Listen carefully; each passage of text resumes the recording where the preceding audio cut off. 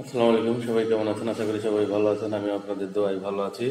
তো চলে আসলাম আজকে নতুন একটা কারখানাতে, আপনাদের ঘুরিয়ে ফিরিয়ে দেখাবো। এটা অনেক বড় রিসাইক্লিং কারখানা। তো দেখতে পাচ্ছেন এখানে তারা বোতল বাছাই করতেছে। দেখেন কিভাবে তারা বাছাই করে।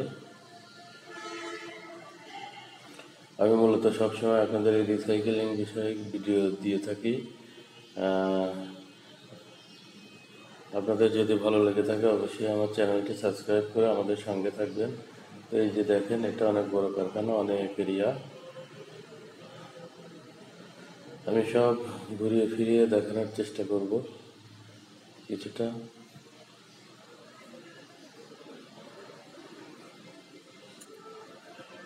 দেখেন, তারা মূলত বর্তমান বাজারে চাপমালের চাহিদা বেশি। কাটিং মালে মানুষ কোয়ালিটি মেনটেন করে না, এই কারণে মানুষ চাপমাল বেশি কেনে।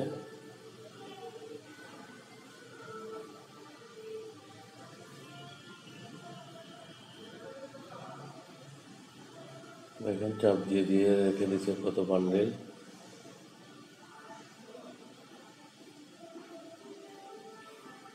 এবার আমি আপনাদের ঘরের ভিতর ঢুকে তাদের চাপ মেশিনটা দেখাবো। মূলত চাপ মেশিনে ঘাটতিটা হয় কম, ঘাটতি একেবারে কম।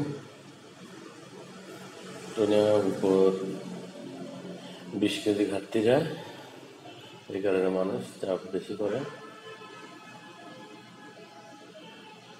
এবার চলে আসলাম মোলাম।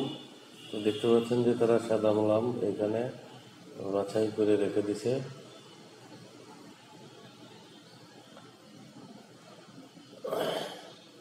এটা গোডাউন।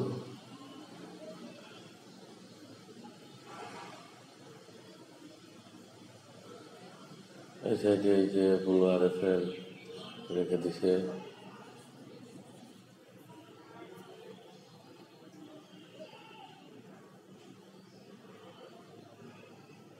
দেখেন তাদের সেভার টু সেভার এটা এরকম ব্যবহার করা আছে।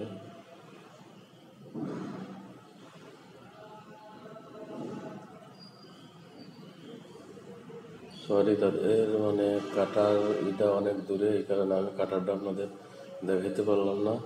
এটা আবার আমি আরেকটু করে দেখাবো। এই যে আপনাদের এটা চাপ মেশিন, তো দেখতে পাচ্ছেন তারা কত বোতল চাপ দিয়ে রেখে দিয়েছে। আমি মূলত এই বোতলগুলো ক্রয় করার জন্য এইসব কারখানাতে ভিজিট করি, ভিডিও করে আপনাদের সাথে শেয়ার করি।